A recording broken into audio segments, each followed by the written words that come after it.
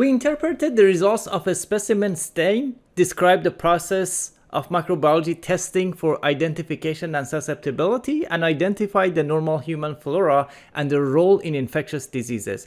Now let's explain the antimicrobial stewardship process for initiating, monitoring, and streamlining effective and safe antimicrobial therapy. Here's a systematic approach to infectious diseases. So when a patient presents with signs or symptoms of infections, or if they're suspected to have an infection, the first question you need to consider is, what are we treating? So this is a checklist of things to consider, and this, if you follow these steps in order, you are more likely to achieve the most optimal treatment for your patient. So the first question is, did you determine the infection site or type using subjective and objective patient information? So this is where you use the signs and symptoms. Then the next thing is to assess severity using SIRS or an infection-specific tool to determine where the patient should receive care. So in general, if a patient is more severe, they need a higher level of care, whereas if they're less severe, they may be able to be treated at home. So we go from low severity to high severity from left to right. So if the severity is very low and the patient, for example, if the patient is ambulatory, so if this, if they are at the primary care physician or at the pharmacy or at the clinic, they weren't severe enough to be admitted to a hospital. So this will be treated as an outpatient. Now, slightly more severe infection, somebody, instead of going to the primary care physician or to their pharmacist, they may go to an urgent care to get higher level of care, and this still will be in an outpatient setting. So typically, a lot of patients will go to urgent care and they will go home with a prescription or perhaps receive treatment right there at the urgent care and then go home.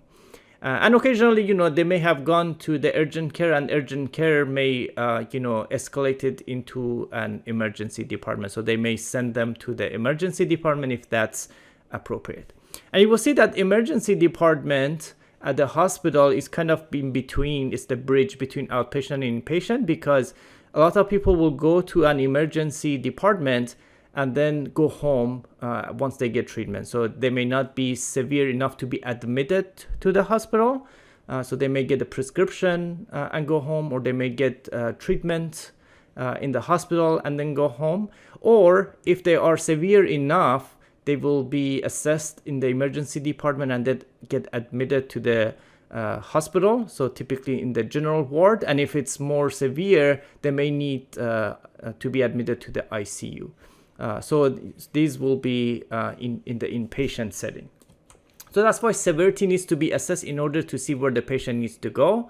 And then next is, did we obtain cultures from the infection site and remove this culture, ideally we wanted to get to have it before we start antimicrobial agents in order to increase the yield of actually growing something, because even a single dose of antibiotics before a culture is collected can result in nothing growing in the culture.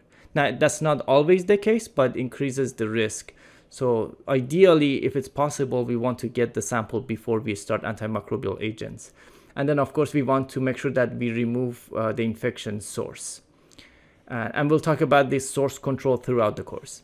And then the fourth question, did you list causative pathogens? And the reason this is important is because we are about to start empiric therapy. So before we actually find out what's causing the infection, we have to start treatment. We're not going to wait to find out. So you have to make an educated guess. So it's important to list the causative pathogens that are most likely to least likely, so that we can choose empiric therapy to target those pathogens.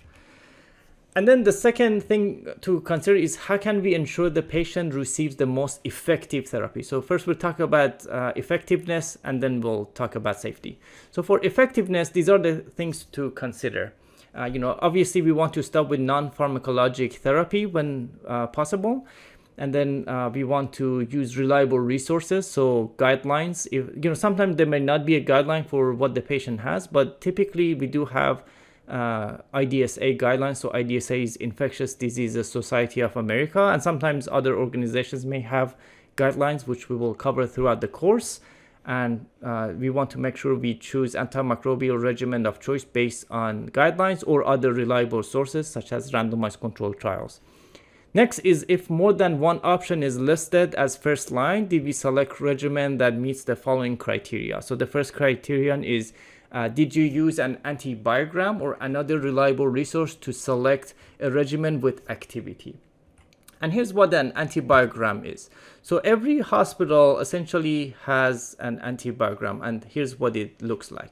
So over a period of time, somewhere between, at the minimum over a period of 1 year, so from January of December of the previous year, and sometimes you can even do it like for a 6-month period or even shorter, you essentially look at what grew throughout the year in the micro lab. So you, for each organism, as an example, I will use Acinetobacter.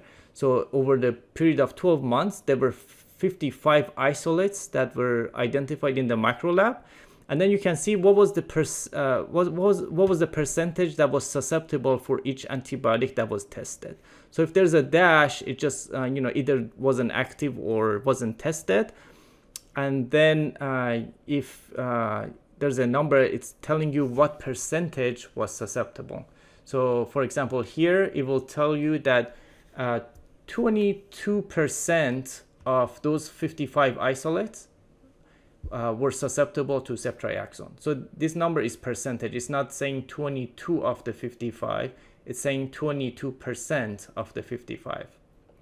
So these are pretty bad, as you can see, and that's because Acinetobacter is a problematic organism. And now let's compare that to E. coli. So you can see E. coli, there were 814 isolates for this time period, and 43% of them were susceptible to ampicillin. So that's pretty bad for ampicillin. But then if you look at imipenem, for example, you will see 100% susceptible. Or if you look at piperacillin tazobactam, you will see that 95% was susceptible. So that's how you use the antibiogram. So essentially, if you're empirically trying to cover E. coli, for example, you want to avoid ampicillin because there's only 43% chance that it will be active against E. coli, versus if you choose something like cefoxitin, that's a good number because it's a 95% susceptible. So a general rule of thumb is that for most patients, any number around 80% or higher is pretty good. Once the severity goes higher, for example, in the ICU, you don't want to take too much risk. So anything 90% or higher is pretty good in the ICU. But you have to use this cautiously. So you don't want to go specifically just pick the highest number. So it has to be within reason because there are other criteria to consider. It's not just these numbers.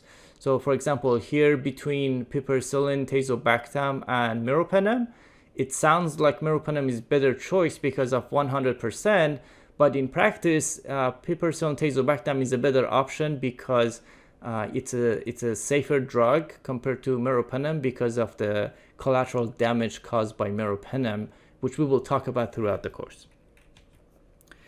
Now, the next thing to consider is, did we use the active agent with the narrowest spectrum, which is kind of what I was alluding to when comparing, meropenem to piperacillin tazobactam. So the narrower the spectrum of activity, the less likely that an antibiotic will cause collateral damage. So that's an important consideration.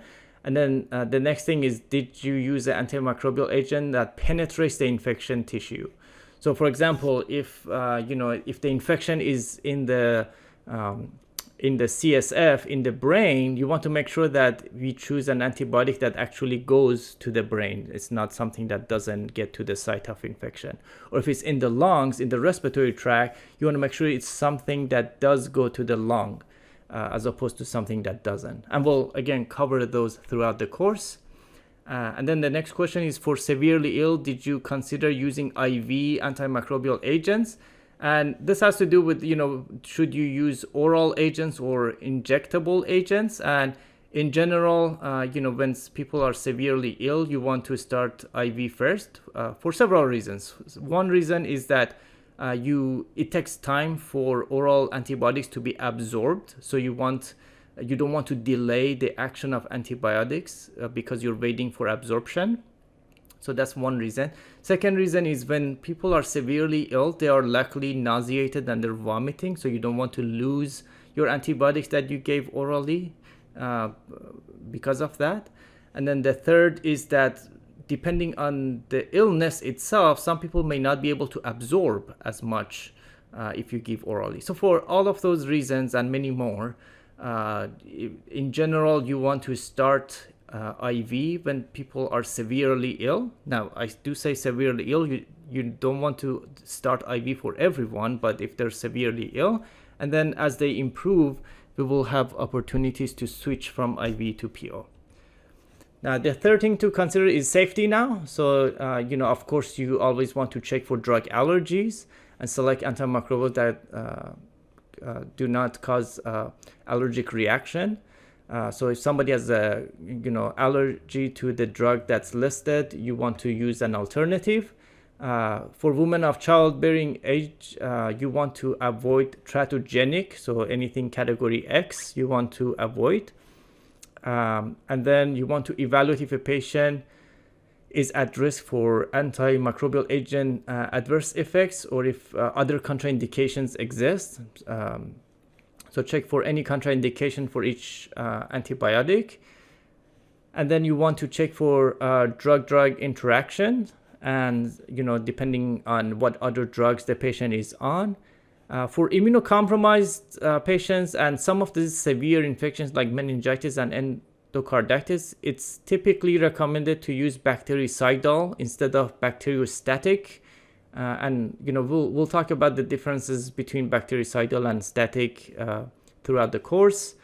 And of course, another toxicity is cost toxicity. So if something is ridiculously expensive, we have to also consider cost. So you want, it's not that we want to go with the cheapest option. So we want to find a balance, between something that's effective, something that's safe, and also it's not unreasonably expensive if we have multiple options. And next we consider how can we ensure the patient receives the right dose. So once you select the effective and safe and affordable regimen, you want to make sure the dose is optimized. So typically you want to make sure if there's a need for a loading dose and did you use the right, if it's dose per body weight, you want to make sure you use the right body weight depending on the antibiotic. You want to make sure that you adjust if it's needed for renal function and liver function.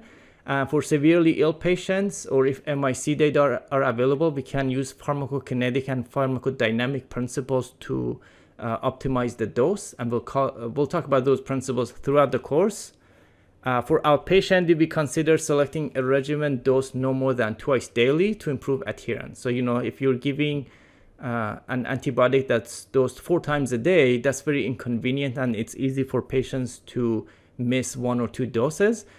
In general, it's best to have something that's dosed once a day. That would be ideal. But typically 1 or 2 times daily is considered reasonable for adherence. And of course, you want to select the appropriate duration of therapy. In general, shorter is better. The more we study duration of therapy for various infectious diseases, we find that shorter is better. And the last thing is how can we ensure this works and does not happen again? So we want to do some prevention. It's important to monitor for efficacy and safety, and this is typically we make sure that the signs and symptoms are improving, and also we want to look for adverse effects.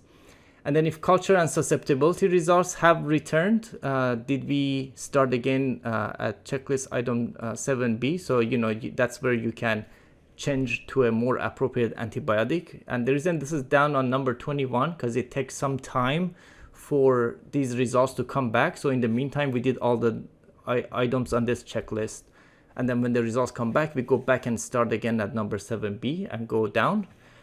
And then number 22 is, did you recommend immunization and other preventive measures? And this is if applicable. So for example, if somebody had influenza and you treated influenza, you want to make sure that you recommend that they get the flu shot the next time it's available, to make sure they don't get the flu again. And then last is, did you provide counseling to the patient about their infection and their antimicrobial agents? So you don't want to just only talk about the antibiotics, but you also want to talk to them about their infection. So you want to tell them like what to monitor as far as signs and symptoms of infection improvement, right? How long does it take for their symptoms to go away, and what to do if their symptoms get worse, right? So sometimes if there is treatment failure, they may get worse. So you want to provide education to patient for that. This concludes this presentation.